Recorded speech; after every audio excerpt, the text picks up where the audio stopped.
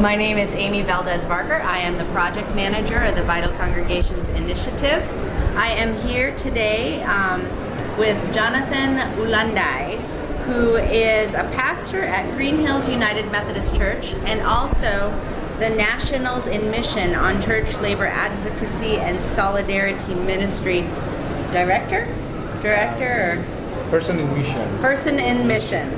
And he is at Fatima General Santos City. Jonathan, tell me a little bit about what you think an ideal vital congregation is in the Philippines today. For me, the ideal vital congregation is a congregation regardless of its size or number, but it is a congregation that responds to the spiritual needs of the people and other aspects of their life. I have one theology that I'm upholding, like the message of good news of Jesus Christ is about life after death, but also life after birth. So we need to juxtapose those two things in order to come up with a vital congregation and ministry. Excellent, excellent. So tell me, how does your ministry intersect with vital congregations, or is a vital congregation?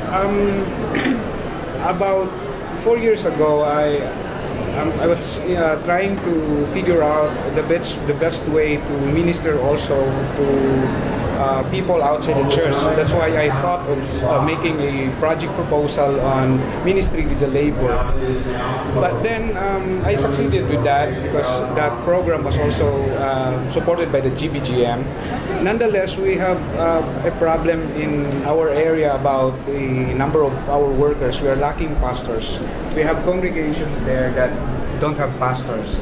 So aside from given appointment in church labor advocacy ministry, I was also designated to work in a small congregation. And it happened that that community where I work with right now, the Green Hills United Methodist Church, is a community where it is the place or the area where the workers, the laborers are living. So I find it a very perfect place for my ministry.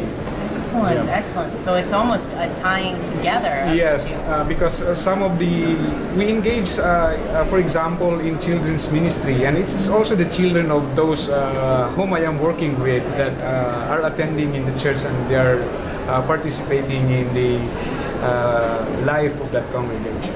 What are some of the ministries you do with the children? In that place, I don't want to make a kid on them, but it's a community that is a producing children community. Okay. We have a lot of children there, and then what we are doing.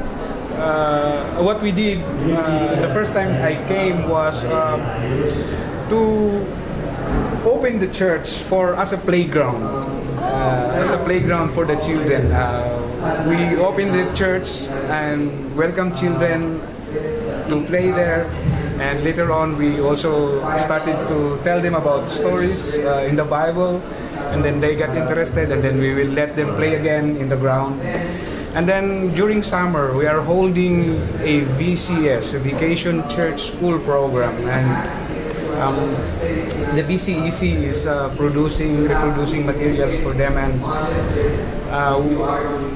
when that time comes, I am opening the invitation to anybody in the communities. I mobilize the few number of young people to invite people.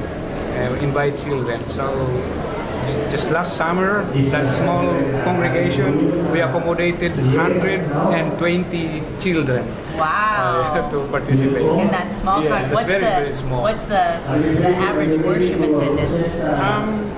When I first came in that congregation, we only have about 15 attendance. But by God's grace, it's now growing.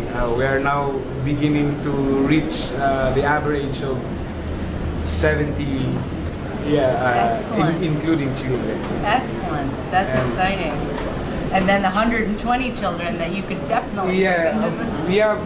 Actually, those children, after that program of GCS, we could no longer hold them because they also are also members of others are not attending church, but there are those who will join us every Sunday as a result of that program. Excellent, excellent. So, what makes you a United Methodist? What do you love about being United Methodist? Honestly, I like the theology, the spirituality of the United Methodists Yes. because John Wesley taught us the value of our spiritual life and our life on earth as well. So it's kind of a balance, ministry and spirituality, and that's one of the things that I like most. Meaning, as United Methodist Christians, we exist in the world not only working for our salvation after we die, but also for the fullness of life while we are living here on earth. Excellent. Thank you very, very much, Jonathan. I am excited to hear about the work of your vital congregation and continue to uphold you in prayer. Yeah, and there's one thing more that I would like to add about that ministry with the young people. Yes. My wife is also a factor in that ministry because she graduated in Harris Memorial College and she's trained also in music. One of the things that we're doing to keep our children and young people to be in the church is we are teaching them to use musical instruments like guitar, and it's for free. Oh, wow. Flute, Uh-huh. and we have a string instrument here in the Philippines called bandoria. Oh, okay. It's a small one like a guitar, but it's a small version of a guitar. Okay. And my wife also is teaching them. And they provide music in the church, and we are inviting them every Sunday to present. And these children are the one inviting their parents to come and join. Amen, amen. And the children will lead us, Yes, right? yes, children will lead us. Thank you so much, Jonathan, You're for your welcome. time. And this is excellent. I will continue to uphold your vital congregation in my prayers. Thank you. Same here.